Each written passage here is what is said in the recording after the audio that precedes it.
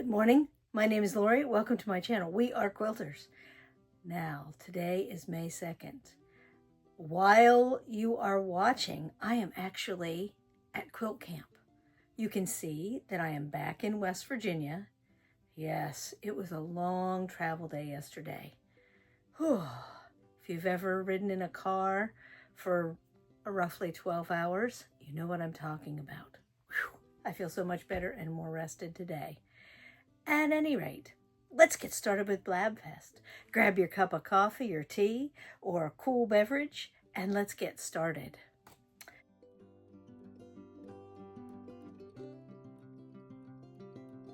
Topic number 1 for today. Study in Scarlet. Yesterday, chapter 6 of part 1 of A Study in Scarlet dropped so you could listen to it. So now you understand, if you listened, you understand why I chose Lily of the Field as the block for this chapter. And we will be putting that together on Wednesday. I will show you both ways. I will show you my paper pieced speed piece version, and I will also show you the applique version. I think I'm going to do raw edge with the machine and maybe a fancy stitch. I don't know. I haven't decided yet. We'll see when we get there. But anyway, on Wednesday, Study in Scarlet is coming up. And all those chapters are there for you to listen to. If you've never read a Sherlock Holmes book, it was the first. Go back and listen. Enjoy.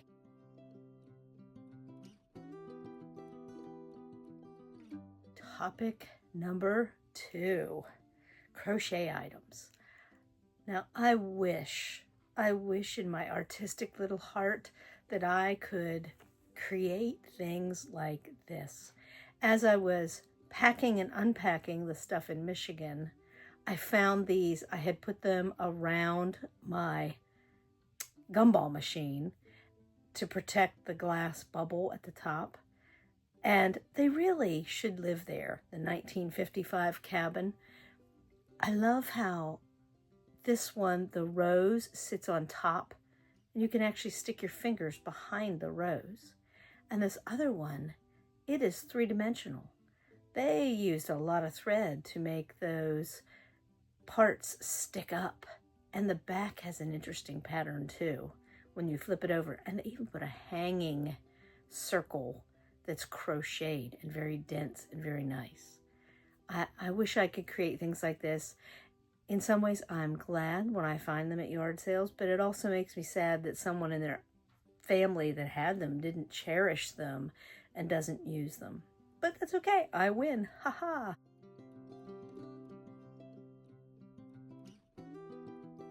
Topic number 3.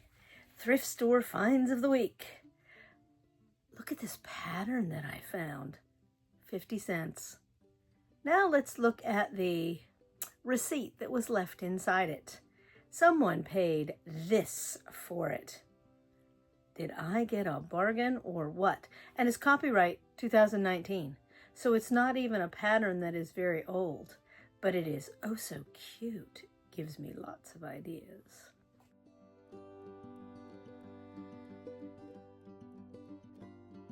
Topic number 4.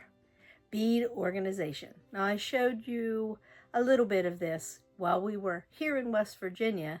Then I took some of it, I took the bead containers to Michigan, and I had a third empty one. So I pulled out the seed beads that were there, and I filled them. Look at these little containers. It's like a candy store. 3 little containers. And I told you one of them has a broken lid, and that's okay. Because you take the, as long as it stays fastened on so that those little containers don't fall out. But look at this little candy store. And the rest is at home, organized in the bigger organizer bins. Because I have more space here in West Virginia to organize stuff like that. So I am organizing based on what my space is in any given sewing room.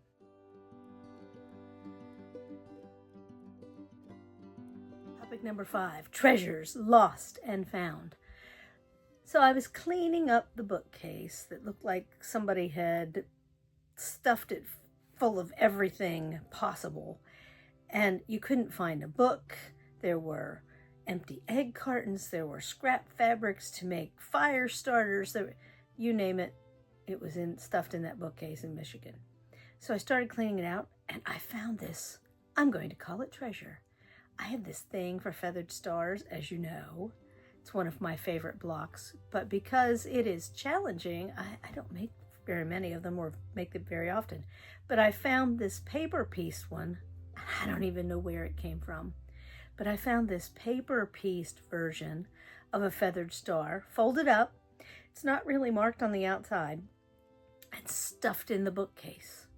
So I put it where it belongs after I took pictures for the show, and I will be making another copy so I can make more than one of these beautiful feathered stars. Maybe that will give me something to do in Michigan.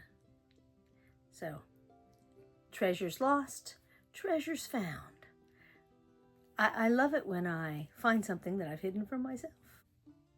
What sort of things do you hide from yourself other than fabric? Because I know that I have sorted things in bins.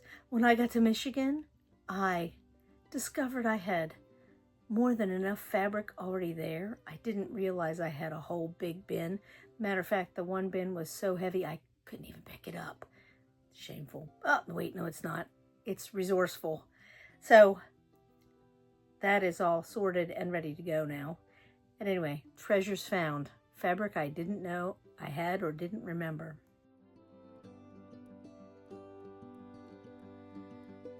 Number 6, deconstructing an item to make a pattern.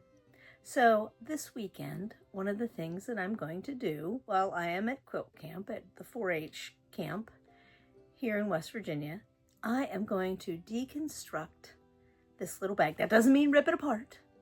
I am going to just do some math and make a pattern for this little bag. It's made of scraps. It's not very big. So I will be doing a pattern for you on an Upskill Monday coming soon, or a Blabfest Friday of this little bag. Now, some of you, I know you make bags. Sometimes it's just nice to have a pattern that you don't have to think about, that you go, oh, I cut that, I sew it together, I'm done. So I will make you a little bag pattern for this little bag after I sit, measure, and deconstruct, but not rip apart.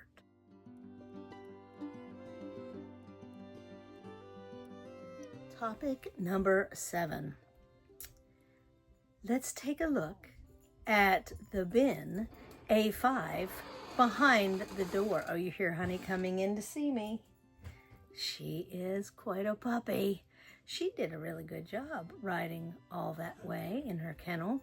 No whining, no fussing, and she loves to eat at Dairy Queen. Here is Dusty Bag A5.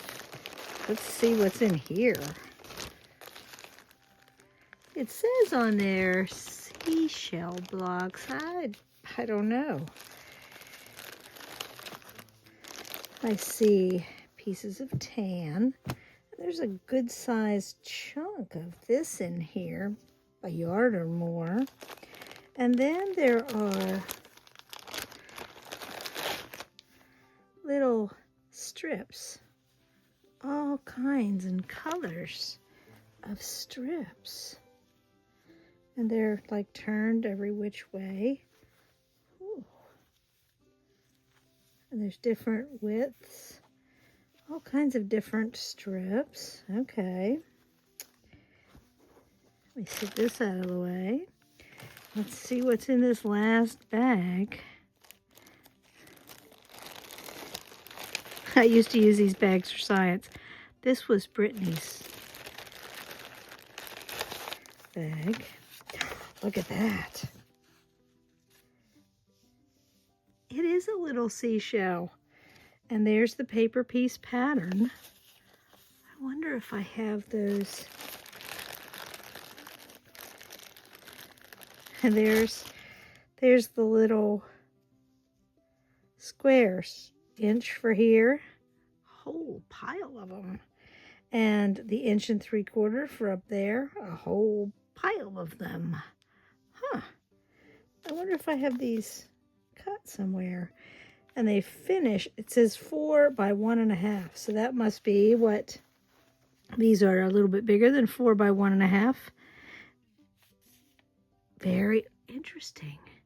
I'll have to look for these, see if I have these pieces somewhere.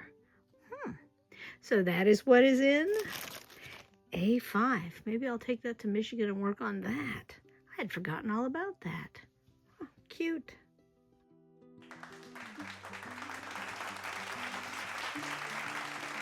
Number 8, viewer contributions. There aren't many this week, but this one is an important one. Marion has been thrift shopping, one of my favorite things to do too.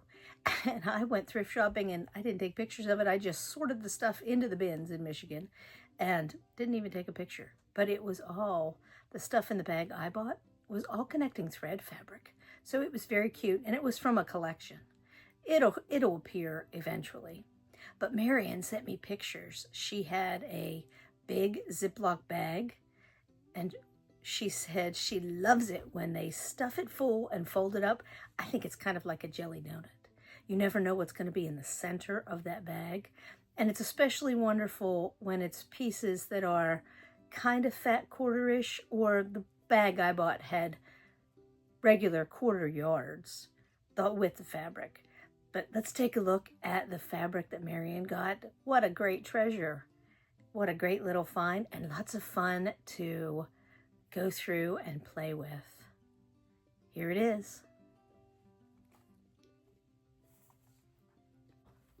Now that I'm done talking about my 8 topics, I need to go get ready for quilt camp.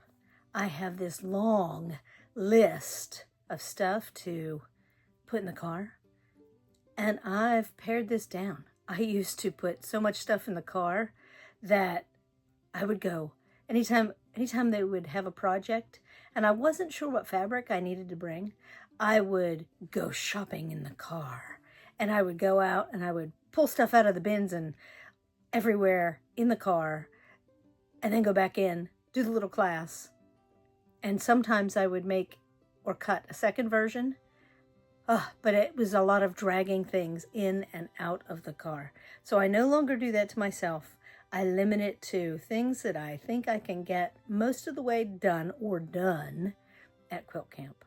So I'm going to go pack and start checking some things off my list. Hopefully the ladies at quilt camp will let me take their pictures, and I will bring you some pictures from quilt camp. Have a great weekend. And I will see you on Monday for Upskill Monday. We are starting a new stitch. See you later.